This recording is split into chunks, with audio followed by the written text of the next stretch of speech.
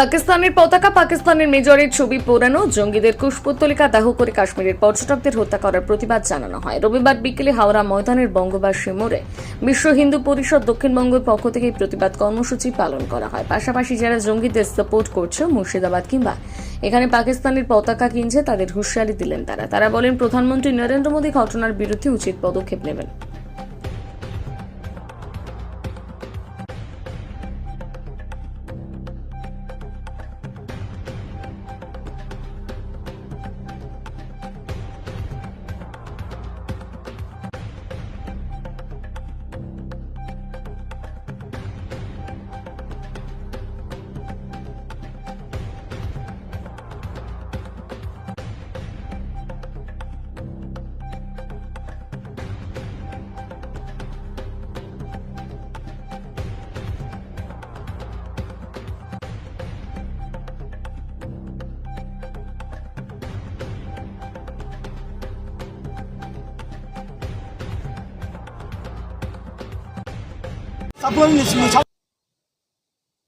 हिंदू लिए लड़ने वाला हिंदू सब कुछ सह साथ 1947 में एक पाकिस्तान बनाया था धर्म के आधार पर, फिर भी हमने इसे रखा।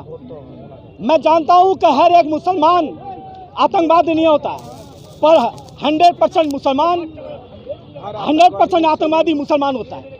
यदि धर्म पूछ के इस तरह मारा जाएगा तो क्या हिंदू को कमजोर समझ लिया? आज हिंदू जाग चुका है और हिंदू इसका प्रतिकार करने की हिम्मत रखता है।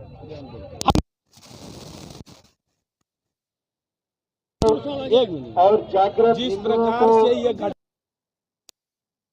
निर्दोष हिंदुओं को धर्म पूछकर उन्हें मौत के घाट उतारा है, मैं उन पाकिस्तान को ये जो आप देख रहे हैं जिस আমাদের সব জায়গাতেই ধর্ম দেখে মারানো হয়েছে হিন্দুদেরকে।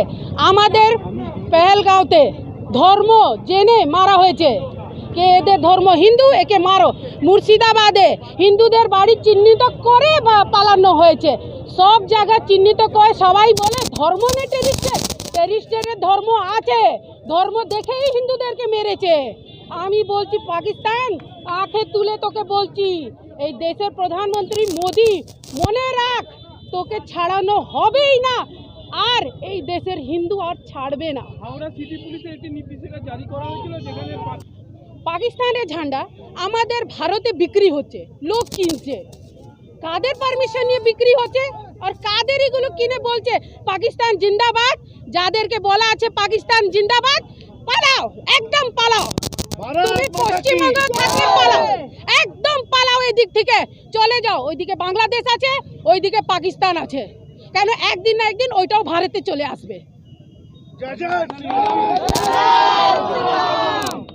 আমাদের বিশ্ব হিন্দু পরিষদে আজকে বিক্ষোভ বিরোধ প্রদর্শন আর শ্রদ্ধাঞ্জলি দেওয়া হচ্ছে। আমাদের যে সবাই নিজের জান গাঁভিয়েছে তাদেরকে শ্রদ্ধাঞ্জলি দেওয়া হচ্ছে। আমার নাম ঋতু সিং, বিশ্ব হিন্দু পরিষদ দুর্গা বাহিনী পূর্ব পশ্চিমবঙ্গের প্রান্তের প্রেসিডেন্ট।